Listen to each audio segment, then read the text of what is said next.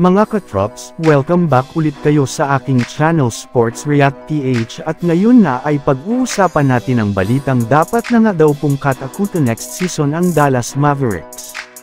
Pag-uusapan na rin nga natin ngayon dito sa ating panibagong video ang balitang nakapagdesisyon na nga ang Los Angeles Lakers kung kukunin nilang muli o hindi si JaVale McGee.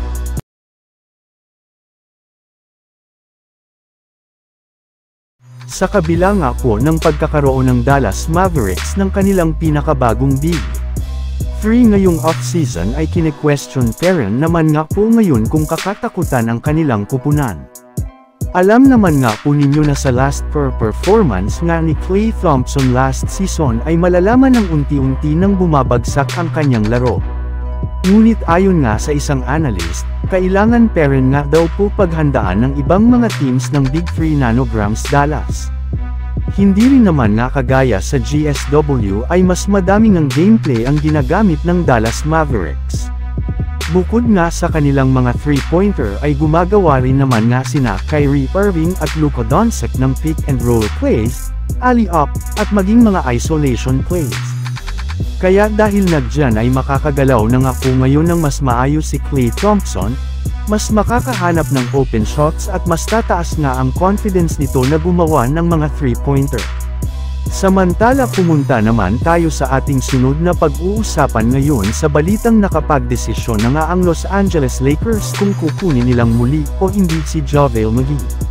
Simula nga mga katrops, nang mag-request si Anthony Davis sa Lakers na gusto niyang magkaroon ng bagong katendem na big man sa kanilang front court ay marami na ngang mga pangalan ngayon ang nagsilabasa na posibleng pumalit pwesto ng kanilang injured player na si Christian Wood kagaya na lamang nina Robert Williams III ng Portland Trail Blazers, Walker Kessler, Jonas Valanciunas ng Washington Wizards at maging ang veteran superstar na si Dwight Howard kamakailan lamang nga ay naging maingay na naman sa social media since gustong-gusto pa rin nga nito na maglaro para sa Los Angeles Lakers para sa darating na bagong season.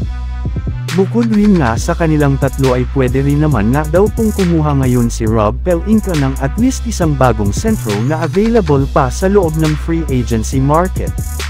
At karamihan nga sa mga suggestion ngayon ng mga fans na kunin ng Lakers dito ay ang kanilang dating big man na si JaVale McGee na kasalukuyang pa rin naman ng isang ganap na unrestricted free agent na gusto pa rin naman na makabalik at makapaglarong muli sa NBA ayon sa pinakahuling interview nito sa media. Sa kabila nga ng edad ay pagbagsak ng laro nito ay matutulungan pa rin nga daw po nito si LeBron James at Anthony Davis gamit ang kanyang depensa sa ilalim ng basket at rebounding. Ngunit ayon nga sa kalalabas palang na balita ng isang NBA insider, imposible na rin naman nga daw po na kunin pa ng Lakers ang kanilang dating player na si McGee ngayong bukod sa edad ay questionable na rin naman nga ang kanyang pangangatawan. Masyado na nga daw po itong mahina at wala na rin naman nga ito sa kanyang prime years.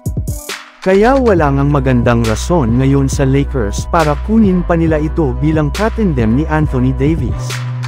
So yun lang nga mga katrops ang handog ko sa inyong storya ngayong araw. Sana nag-enjoy kayo. Please like and subscribe my YouTube channel Sports React PH para sa iba pang storya at update patungkol sa NBA. Kita-kits muli sa ating susunod na video.